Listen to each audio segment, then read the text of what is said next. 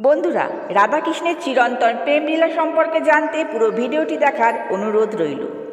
রাধা আর কৃষ্ণের প্রেম শুধু দুটো মানুষের ভালোবাসা ছিল না, এটা ছিল আত্মার সাথে পরমাত্মার মিলন। এই প্রেম অমর, অতুলনীয় এবং চিরন্তন। তাদের প্রেম শুরু হয়েছিল একদম ছোটবেলা থেকেই, বজ্রধামে। যখন কৃষ্ণ মাত্র 8 বছরের বালক, তখনই রাধার প্রতি তার এক গভীর টান তৈরি হয়। কৃষ্ণের বাঁশির সুর রাধাকে পাগল করে তুলত। সেই সুরে রাধা সব ভুলে কৃষ্ণের কাছে ছুটে আসতেন। ঘন্টার পর ঘন্টা সেই মধুর সুরে ডুবে থাকতেন। যমুনার তীরে ঘন্টার পর ঘন্টা কাটিয়ে দিতেন তারা দুজনে, যেখানে তাদের প্রেম আরও গভীর হতো। প্রকৃতির মাঝে তাদের ভালোবাসা এক নতুন রূপ নিত, যা ছিল অত্যন্ত পবিত্র আর নিষ্পাপ। মথুরা যাওয়ার আগে কৃষ্ণ রাধার কাছ থেকে 2টি প্রতিশ্রুতি নিয়েছিলেন। প্রথমটি ছিল রাধার মনে কৃষ্ণ চিরকাল বাস করবেন, আর দ্বিতীয়টি ছিল মৃত্যুর আগে কৃষ্ণ অবশ্যই রাধাকে একবার দেখা দেবেন। এবং কৃষ্ণ রাধাকে কথাও দিয়েছিলেন যে তার অনুপস্থিতিতে রাধা এক ফোঁটাও কাঁদবেন না। এই প্রতিজ্ঞাগুলোই তাদের ভালোবাসার গভীরতা প্রমাণ করে।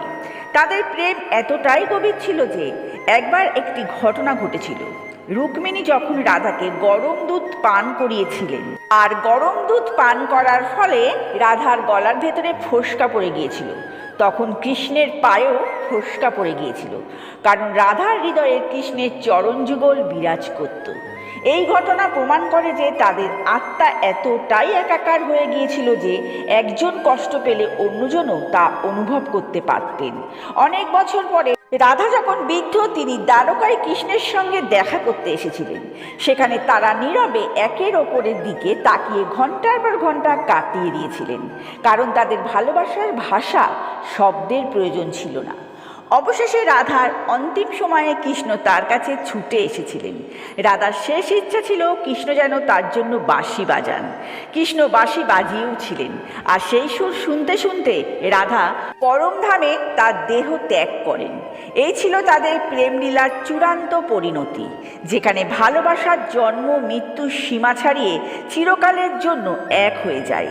রাধাকৃষ্ণের প্রেমলীলা এক চিরন্তন অমর গন্ধে গাথা। বন্ধুরা, কেমন লাগলো রাধাকৃষ্ণের প্রেমলীলার কাহিনী? যদি ভালো লেগে থাকে তাহলে অবশ্য করে সাবস্ক্রাইব করে দিন এবং বেল আইকনটা প্রেস করে দিন, যাতে এরকম ধরনের ভিডিও পেতে আপনাদের কোনো অসুবিধা না হয়, সরাসরি আপনাদের কাছে পৌঁছে যায়। আর ছোট্ট করে একটু লাইক ও শেয়ার করে দিন।